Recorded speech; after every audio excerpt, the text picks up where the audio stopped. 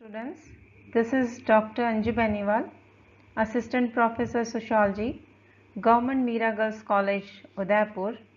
आज हम BA part second year के first paper social research methods में क्वालिटेटिव रिसर्च मेथड्स यानी गुणात्मक अनुसंधान पद्धतियों को पढ़ेंगे। अनुसंधान पद्धतियों को पढ़ने से पहले या उनको जानने से पहले हमें वैज्ञानिक विधि को जानना आवश्यक है, क्योंकि हम समाजशास्त्र विषय में किसी भी अनुसंधान कार्य को करते हैं तो उसमें वैज्ञानिक विधि को काम में लेते हैं। क्योंकि समाजशास्त्र सामाजिक घटनाओं, सामाजिक समस्याओं का वैज्ञानिक विधि से अध्ययन करता है, इसीलिए हम समाजशास्त्र को विज्ञान की श्रेणी में रखते हैं। आज के वैज्ञानिक युग में प्रत्येक समस्यामूलक तथ्य की परीक्षा वैज्ञानिक ढंग से की जाती है। सामाजिक अनुसंधानों में तो इसका महत्व और भी अधिक है, क्योंकि इनमें तथ्य और घटनाएं बड़ी ही विचित्र, परिवर्तनशील और जटिल प्रकृति की होती हैं। इन पद्धतियों का उपयोग न करने पर हमारे निष्कर्ष सही नहीं निकल पाते। एक बात और ध्यान देने योग्य है कि अनुसंधानकर्ता को वैज्ञानिक पद्धति का प्रयोग सामाजिक अनुसंधान में बहुत ही सावधानी से करना पड़ता है। यदि वह इसका उपयोग निष्पक्ष दृष्टि से और आत्मविश्वास के साथ नहीं करता तो वह अपने उद्देश्य को प्राप्त नहीं कर पाता। वैज्ञानिक पद्धति अपने आप में एक स्पष्ट पद्धति है जिसका प्रयोग अनुसंधानकर्ता पर निर्भर करता है। और समाजशास्त्र विषय में, जिसमें कि हम सामाजिक घटनाओं का अध्ययन करते हैं जो कि बहुत ही परिवर्तनशील होती है, तो वहाँ पर इस पद्धति को बहुत ही सावधानी पूर्वक काम में लेना अपने आप में एक टफ टास्क होता है, जो कि अनुसंधानकर्ता की सूझबूझ पर और उसके एक्सपीरियंसेस पे और उसके नॉलेज पे बेस्ड रहता है। तो हम कह सकते हैं कि वैज्ञानिक तथ्यों का वास्तविक, अगर हमें किसी भी सामाजिक जो तथ्य हैं उनका अगर वास्तविक अध्ययन करना है तो विज्ञान के द्वारा ही संभव है। और विज्ञान तथ्यों का या वास्तविकताओं के अध्ययन के लिए अपनी खुद की एक शब्दावली का विकास करता है। जैसा कि स्पष्ट है कि विज्ञान क्या है, एक क्रमबद्ध ज्ञान है, सिस्टमैटिक नॉलेज। अतः इसमें तथ्यों की खोज व्यवस्थित ढंग से की जाती है। एक वैज्ञानिक अपने चिंतन में आवश्यक रूप से जिन प्रक्रियाओं का प्रयोग लाता है उसे हम चरणों की संख्या दे सकते हैं कि वो विभिन्न स्टेप्स को, विभिन्न चरणों को काम में लेकर किसी भी सामाजिक समस्या का अनुसंधान करता है और उसके आधार पर निष्कर्ष निकालता है। तो वैज्ञानिक विधि के अंदर समाजशास्त्री या अनुसंधानकर्ता निम्न चरणों को प्रयोग में लेता है। सबसे पहला चरण होता है, इसे हम सीढ़ियाँ भी कह सकते हैं। जिस प्रकार से हमें अगर ऊपर चढ़ना है तो स्टेप बाय स्टेप ऊपर चढ़ना होगा, वैसे ही अगर हमें किसी सामाजिक समस्या का अध्ययन करना है, उसके बारे में जानकारी प्राप्त करनी है, अनुसंधान करना है, तो हमें स्टेप बाय स्टेप जो है प्रोसेसिंग करनी होगी। उसके बाद ही हम निष्कर्ष पर पहुंच सकेंगे। तो सबसे पहला स्टेप जो होता है, सबसे पहली सीढ़ी या सबसे पहला चरण जो होता है वो होता है समस्या का विश्लेषण, एनालिसिस ऑफ प्रॉब्लम। सर्वप्रथम वैज्ञानिक चिंतन में समस्या का स्पष्टीकरण किया जाता है। सबसे पहले समस्या को समझा जाता है, समस्या के समस्त पहलुओं का अध्ययन किया जाता है, उससे संबंधित घटनाओं का विश्लेषण किया जाता है। समस्या से संबंधित जितनी भी सामग्री, जैसे कोई लेख हो, पुस्तकें हो, पत्र पत्रिकाएं हो, या कोई व्यक्ति जो कि उस समस्या के बारे में जानकारी रखता हो या उस समस्या से संबंधित हो, उससे जानकारी प्राप्त करने की कोशिश की जाती है।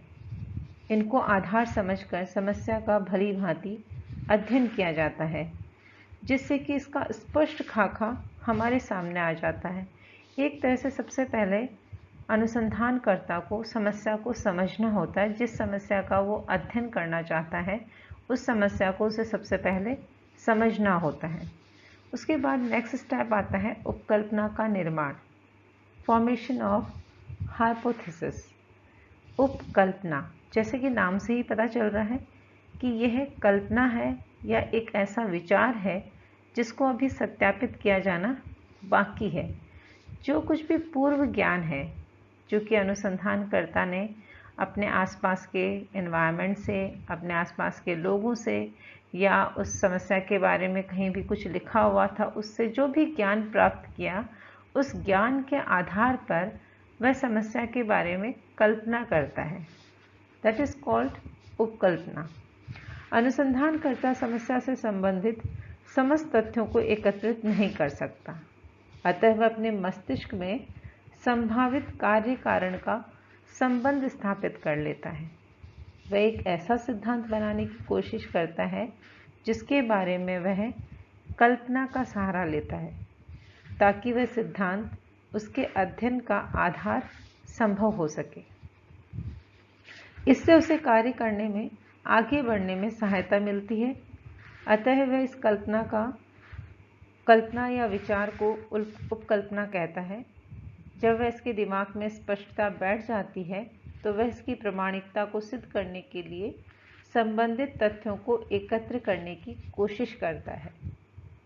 यदि उपकल्पना इन तथ्यों या एकत्र सामग्री के आधार पर फिट हो जाती है या सही बैठ जाती है तो इसका स्थान सिद्धांत ले लेता है। यदि इसकी सार्थकता फिट नहीं हो पाती है तो उसे छोड़ दिया जाता है। तो हम कह सकते हैं कि उपकल्पना बेसिकली अनुसंधानकर्ता का एक ऐसी कल्पना या विचार होती है जिसे कि अनुसंधानकर्ता तथ्यों, सामग्री, जानकारी, आंकड़े को इकट्ठा करके सिद्ध करने की कोशिश करता है, और अगर वो सिद्ध हो जाती है तो सिद्धांत बन जाती है, और सिद्ध नहीं होती है तो उसे छोड़ दिया जाता है। तीसरा स्टेप होता है निरीक्षण अथवा प्रयोगीकरण, ऑब्जर्वेशन और एक्सपेरिमेंटेशन। उपकल्पना के निर्माण के पश्चात वैज्ञानिक इसकी सत्यता को सिद्ध करने के लिए तथ्यों को एकत्र करता है। यानी जो उसने उपकल्पना बना ली, जो उसने विचार रख लिया, उस उपकल्पना को सत्यापित करने का प्रयास करता है, और इसके लिए वह उससे संबंधित सूचनाओं, जानकारी या तथ्यों को एकत्र करने का प्रयास करता है। इसे सिद्ध करने के लिए वह अपने स्वयं की इंद्रियों से उसका निरीक्षण करता है, यानी ऑब्जर्वेशन भी करता है, और ऑब्जर्वेशन के पश्चात यदि वह प्रयोग करना उचित व आवश्यक समझता है तो प्रयोग द्वारा तथ्य को सिद्ध करने की कोशिश करेगा। वैज्ञानिक चिंतन में इसके महत्व को इसलिए कम नहीं किया जा सकता क्योंकि निरीक्षण और प्रयोग के बिना वह आगे नहीं बढ़ सकता है। लोगों द्वारा फैलाई गई भ्रांतियाँ, कही सुनी बातें, पूर्वानुमानों तथा पक्षपात से संबंधित बातों पर उसे विश्वास नहीं करना चाहिए। आवश्यक यह है कि वह स्वयं वस्तु स्थिति का अवलोकन करे और आगे उसकी सत्यता के लिए प्रयोग करे, ताकि वह अपने उद्देश्य की प्राप्ति में सफलता प्राप्त कर सके। तो ये ज़रूरी है कि वैज्ञानिक विधि के अंदर या वैज्ञानिक पद्धति में अनुसंधानकर्ता जो जैसा दिख रहा है उसका वैसा ही अध्ययन करे, उसके अंदर अपने विचारों का समावेश ना करे, और लोगों के द्वारा जो भी भ्रांतियाँ फैलाई जा रही हैं, जो भी बातें की जाती हैं, जो कही सुनी बातें होती हैं, उन सब बातों पर विश्वास नहीं करें, क्योंकि उसे एक्सपेरिमेंट करना है। तो उस एक्सपेरिमेंट को उसे अपने ऑब्जर्वेशन, जो कुछ भी वो देख रहा है उसको उसी तरीके से देखे, ऑब्जेक्टिविटी के साथ देखे, सब्जेक्टिविटी के साथ नहीं देखे। ऑब्जेक्टिविटी यानी वस्तुनिष्ठता, जो जैसा है उसका वैसा ही अध्ययन करना, उसमें अपने विचारों का समावेश नहीं करना। तो निरीक्षण के टाइम पे उसको ध्यान रखना पड़ता है, ऑब्जर्वेशन के टाइम पे, और उसके बाद उसको एक्सपेरिमेंट्स के थ्रू देखना पड़ता है कि जो कुछ भी वो देख रहा है, जो भी तथ्य एकत्र कर रहा है, वो सही है या नहीं है। डेटा कलेक्शन, तथ्य संकलन, फोर्थ स्टेप है हमारा तथ्य संकलन। वैज्ञानिक चिंतन में अगला चरण यह है कि अनुसंधानकर्ता जिन तथ्यों का अवलोकन और अनुभव करता है या जिन पर प्रयोग किए गए हैं, उनसे संबंधित तथ्यों को इकट्ठा करता रहे। तथ्य संकलन की अनेक विधियां हैं जो बहुत सारी विधियां हैं जिनके द्वारा तथ्य संकलन किया जाता है, जैसे प्रश्नावली हुई, साक्षात्कार हुआ, अनुसूची हुआ, अवलोकन विधि हुई। तो बहुत सारी टेक्निक्स जो हैं उनको काम में लेकर अनुसंधानकर्ता अपने विषय से संबंधित तथ्य, सूचनाएं, आंकड़ों को इकट्ठा करता है। फिर उसके बाद नेक्स्ट स्टेप आता है वर्गीकरण तथा विश्लेषण, क्लासिफिकेशन एंड एनालिसिस। जिस सामग्री को एकत्र किया गया है उसकी अनेक प्रकार से जांच या विवेचना की जाती है। संकलित सामग्री का वर्गीकरण किया जाता है। इन्हें आगे आगे अपने विषयों के अनुरूप बांट दिया जाता है। सामग्री का वर्गीकरण करने से समस्या का विश्लेषण आसानी से किया जा सकता है। अगर हम उसे अलग अलग वर्गों में बांट देंगे तो उसका एनालिसिस करना, उसका विश्लेषण करना आसान हो जाता है। इन संकलित तथ्यों में से जिन्हें वैज्ञानिक उचित व आवश्यक नहीं समझता उनको छोड़ देता है और अंत में वह तथ्यों का संकलन करके उनका भली भांति विश्लेषण करता है। क्योंकि जब अनुसंधानकर्ता फील्ड में जाता है, डेटा कलेक्ट करता है, तो उस वक्त बहुत सारे ऐसी कुछ जानकारी भी इकट्ठा हो जाती है जो कि उसके विषय से संबंधित नहीं होती है। तो इस स्टेप में जो जानकारी उसके विषय से संबंधित नहीं है उसे छोड़ दिया जाता है और जो उसके विषय से संबंधित जानकारी है उसका वर्गीकरण करके उसका विश्लेषण किया जाता है। लास्ट स्टेप है सामान्यीकरण और निष्कर्ष। जब वैज्ञानिक या अनुसंधानकर्ता तथ्यों का विश्लेषण कर देता है तो उसे तथ्य चुनने में कठिनाई नहीं होती। इससे कार्यवाहक उपकल्पना को प्रमाणित किया जा सकता है। जो उसने हाइपोथेसिस बनाई थी उस उपकल्पना को उससे प्रमाणित किया जा सकता है। यदि वह पूर्णतः सफल हो जाता है, यानी वो उपकल्पना सत्य साबित होती है, तो सिद्धांत बन जाता है और उस सिद्धांत को हम सभी पर लागू कर सकते हैं, उसका जनरलाइजेशन कर सकते हैं, उसका निष्कर्ष को सभी पर लागू कर दिया जाता है और वह एक सामान्य नियम बन जाता है।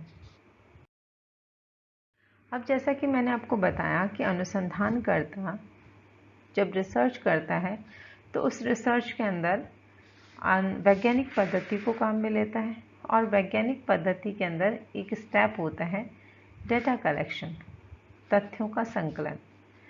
बेसिकली डेटा कलेक्शन जो होता है उसके लिए दो मेथड्स काम में लिए जाते हैं, qualitative methods and quantitative methods.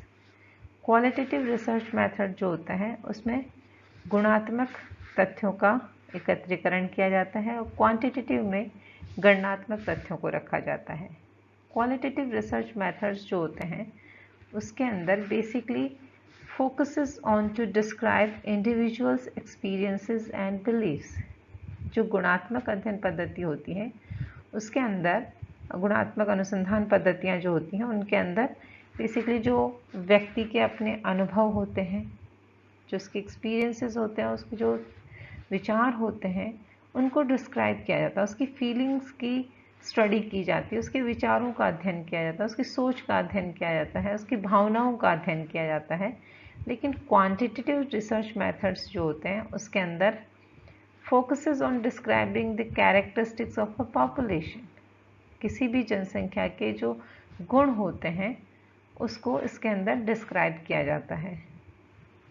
Open ended questions होते हैं। इसमें जो भी क्वेश्चंस होते हैं क्वालिटेटिव रिसर्च मेथड्स के अंदर जो टेक्निक्स काम में ली जाती है उनके अंदर जो क्वेश्चंस होते हैं वो ओपन एंडेड होते हैं, यानी कि अनुसंधानकर्ता जो सवाल पूछता है वो सवाल ऐसे होते हैं जिसमें कि उत्तरदाता खुलकर जवाब दे सकता है, मतलब उसके पास काफ़ी अपॉर्चुनिटी होती है और अनुसंधानकर्ता जो होता है उसके पास भी अपॉर्चुनिटी होती है कि वो अपने सवालों को कम ज़्यादा कर सकता है।